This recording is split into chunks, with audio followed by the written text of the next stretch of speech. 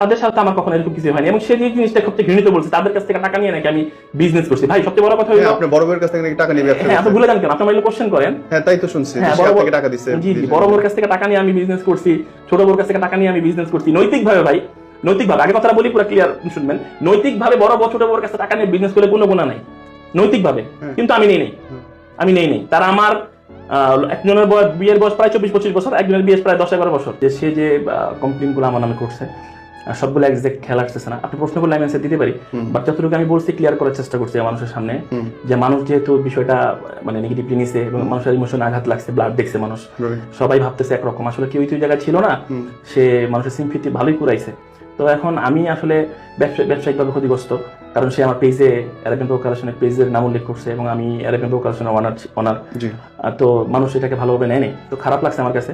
তো মানুষের আসলে বিবেক আছে, মানুষ শিক্ষিত, এখন ভার্চুয়াল সমাজে মানুষ এখন